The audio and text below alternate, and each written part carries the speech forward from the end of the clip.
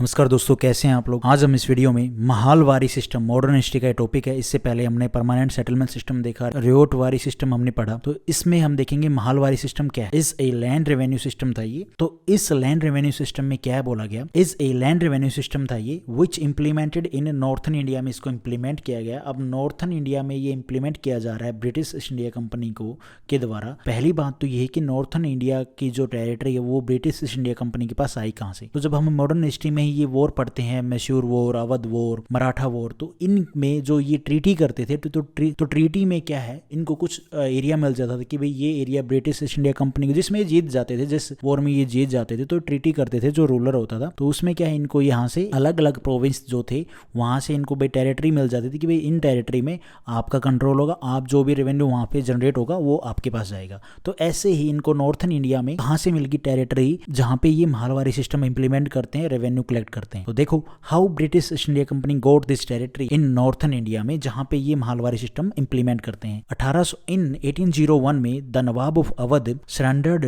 The districts of Allahabad and adjoining area called ceded district to the company. अब जो 1801 में नवाब of Awadh हैं वो क्या करते हैं, सरेंडर करते हैं कुछ डिस्ट्रिक्ट ऑफ इलाहाबाद के और एडजॉइनिंग एरिया, और कुछ एरिया जो इन्होंने एडजॉइन किया था मतलब जीत के, तो वो एरिया वो किसको दे देते हैं, जो सीडेड डिस्ट्रिक्ट हैं वो किसको दे देते हैं, कंपनी को दे देते हैं। और आफ्टर सेकंड जो एंग्लो मराठा वॉर है, इस पे भी हम पर्टिकुलर वीडियो बनाएंगे कि एंग्लो मराठा वॉर में क्या होता है, कौन सी ट्रीटी होती है, कौन सी जो टेरिटरी है वो ब्रिटिश ईस्ट इंडिया कंपनी के पास चली जाती है, कौन सी जो मराठा उनके पास रहती है। ठीक है। सेकंड जो एंग्लो मराठा वॉर है उसमें 1805 में क्या है, कंपनी एक्वायर करती है टेरिटरी बिटवीन द जमुना के साथ साथ में जो टेरिटरी और गंगा के साथ में जो टेरिटरी है, जो एरिया है उसको वो एक्वायर कर लेती है। कौन, British East India company.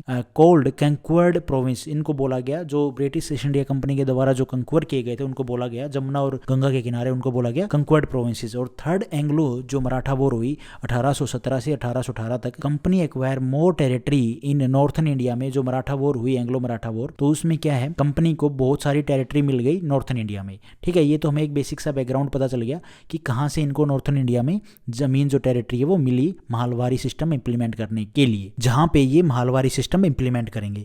How to extract the revenue from this territory. अब ब्रिटिश ईस्ट इंडिया कंपनी को टेरिटरी तो मिल गई, अब इनके पास पॉइंट ये था कि इन एरिया से ये रेवेन्यू कैसे कलेक्ट करें, कैसे एक्सट्रैक्ट करें। तो इनके पास दो ऑप्शन थे, which system is good for this territory. भाई कौन सा सिस्टम इन टेरिटरीज के लिए बेस्ट रहेगा, परमानेंट सेटलमेंट सिस्टम या फिर रियोटवारी सेटलमेंट सिस्टम, कौन सा बेस्ट रहेगा। तो यहाँ पे रोल आता है होल्ट मैकेंजी। ये कौन थे, ये टेरिटोरियल सेक्रेटरी थे ऑफ बोर्ड ऑफ रेवेन्यू के टेरिटोरियल सेक्रेटरी थे। कौन, होल्ट मैकेंजी। ये एडवाइस देते हैं इनको। अब ये कहाँ पे थे, ये नॉर्थन इंडिया में ही थे ये बंदा। तो क्योंकि जो वहां पे ड्यूटी कर रहा है उसको ही पता होगा ना उस वहां के एरिया की सिचुएशन क्या है, वहां पे कौन मेन है, कौन गांव में जैसे रेवेन्यू जनरेट करने के लिए, कौन कलेक्ट करने के लिए कौन बंदा कलेक्ट कर सकता है। तो ये चीजें तो उसको पता होगी जो ग्राउंड पे काम कर रहा है। तो यहाँ पे जो होल्ट मैकेंजी थे, जो टेरिटोरियल सेक्रेटरी थे बोर्ड ऑफ रेवेन्यू के, इनके पास इस चीज का नॉलेज था। He said permanent settlement system और रियोटवारी सिस्टम दोनों यहाँ पे काम नहीं करेंगे। Both were not going to work here. कहाँ पे, नॉर्थन एरिया है जो, इसमें जो नॉर्थन इंडिया है वहां पे। वाई, क्योंकि because in northern India there was the existence of village community रहती है नॉर्थन इंडिया में। अब ये विलेज कम्युनिटी क्या है, द विलेज लैंड बिलोंग, जो विलेज के अंडर में जो सारी धरती आती है, जहाँ पे कल्टीवेशन होती है, जहाँ पे क्रॉप्स उगाई जाती हैं, एग्रीकल्चर किया जाता है, जहाँ पे खेती की जाती है, वो बिलोंग करती है किसको, jointly to the village community. जो विलेज की कम्युनिटी है वो पूरी जॉइंटली उसको बिलोंग करती है। ऐसा नहीं कि भाई पर्टिकुलर इंसान की, पर्टिकुलर बंदे की ये जमीन है, भाई यहाँ पे ये खेती करता है, ऐसा तो था नहीं। वहां पे क्या था, जॉइंटली था, सब कुछ सबका है। जो विलेज में है, जो कम्युनिटी रह रही है, वो सारी वहां पे काम करती थी, कम्युनिटी की थी वो जमीन। टेक्निकली कोल्ड बॉडी ऑफ कोशेयर्स थे, मतलब धरती पे उगाने, भाई जिसका जो मन कर रहा है जो उगाओ, भाई कोई दिक्कत नहीं है, सबके शेयर है उसमें, भाई जितना भी होगा वो सबके घर में शेयर के हिसाब से बढ़ जाएगा। Whatever they produce they share to among them.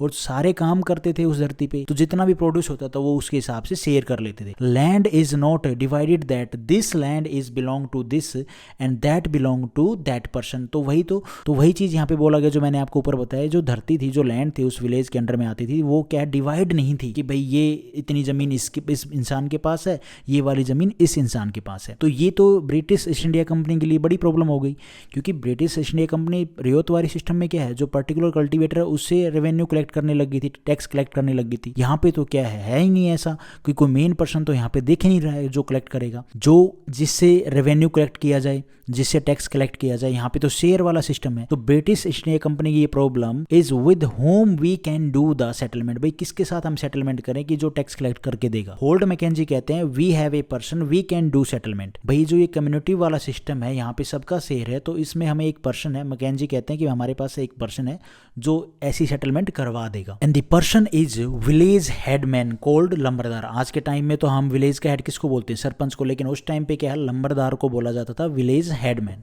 अब ये क्या करेगा, ये करेगा tax collect. So this decide that जो लंबरदार है वो कलेक्ट करेगा टैक्स, किसमें, जो नॉर्थन इंडिया वाला जो एरिया है इसमें जो विलेज है उनमें, और वो कलेक्ट करके किसको देगा, ब्रिटिश ईस्ट इंडिया कंपनी को प्रोवाइड करेगा।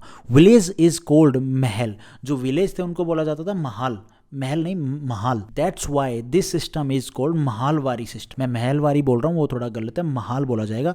महालवारी सिस्टम किस लिए बोला गया, क्योंकि जो विलेज थे उनको महाल बोला जाता था। अब जो जिसके पास भाई धरती है, चाहे शहर में बोल रहे हो विलेज, कोई दिक्कत नहीं है।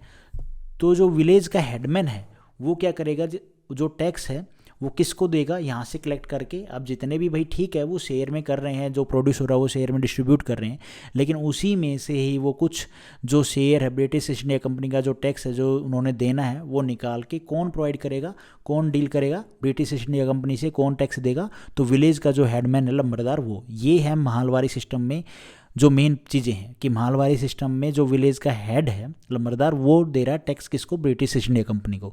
ऐसा नहीं वो पीजेंट से या जो लैंड पे जो कल्टीवेटर्स हैं उनसे वो कलेक्ट कर रहे हैं, नहीं। This mahalwari system introduce by Holt Mackenzie के द्वारा ये इंट्रोड्यूस किया गया महालवारी सिस्टम, ये भी इंपॉर्टेंट है। The mahalwari system implemented under by regulation act 1822 के द्वारा महालवारी सिस्टम इंप्लीमेंट किया गया रेगुलेटिंग एक्ट के द्वारा। फर्स्ट इंप्लीमेंटेड एरिया कौन कौन से थे, जो पहले एरिया में जहाँ पे इसको इंप्लीमेंट किया गया, northern west province, today UP और Uttarakhand. Some part of central province of central India, जैसे पंजाब हरियाणा ये वाले एरिया में। In this system land assessment were done for each plot within the village and added. अब इसमें ये बोल दिया गया कि भाई ऐसे कैसे पता चलेगा कि इस विलेज से इतना रेवेन्यू जो लंबरदार है वो कलेक्ट करके ब्रिटिश ईस्ट इंडिया कंपनी को देगा। तो जो लैंड असेसमेंट होती थी वर डन भाई, हर एक विलेज की जो लैंड असेसमेंट है वो की जाती थी for each plot within the, जितने भी वहां पे उनके पास उस विलेज के अंडर में जितनी भी जमीन आती है वहां से कितना प्रोड्यूस हो सकता है, within the village and added, उसको कैलकुलेट किया जाता था up to calculate the revenue that each village mahal had to pay, कि भाई जो हर एक विलेज है वो कितना पे करेगा tax British East India company को। If village were very small then two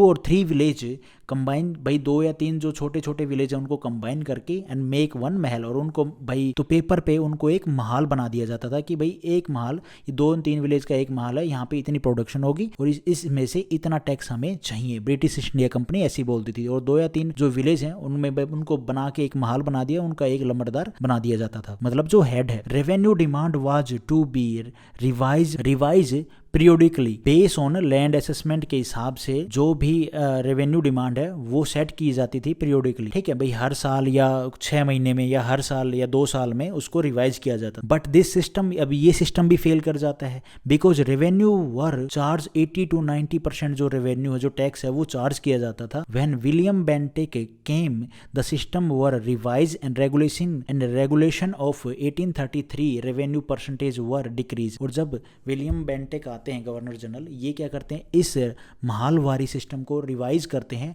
और रेगुलेशन एक्ट 1883 के रेवेन्यू में जो ये एक्ट आया, जो रेगुलेशन एक्ट आया इनका रेवेन्यू का, इसमें क्या करते हैं जो रेवेन्यू परसेंटेज है उसको थोड़ा सा ये डिक्रीज कर देते हैं। 95 से ये कितना ले आते हैं, 66% तक ले आते हैं। एंड रेवेन्यू डिमांड फिक्स 430, और जो ये 66% तो कर दिया, लेकिन जो ये रेवेन्यू की जो डिमांड है ना, ये जो फिक्स की है, ये 30 साल के लिए इसको फिक्स कर दिया गया कि भाई आप इतने % ही देंगे, ऐसा नहीं है 80 या 90 या 95% आप हमें टैक्स देंगे, ठीक है। तो ये 2-3 पॉइंट हैं। ये वाला पॉइंट, एक महाल में कौन हेडमैन होता था, किससे British East India company collect करती थी, तो वो पॉइंट 2-3 पॉइंट है जो महालवारी सिस्टम में हमें पता होनी चाहिए। Thank you for watching this video आपको ठीक लगी तो लाइक करना, चैनल पर नए हो तो गाइस सब्सक्राइब करना।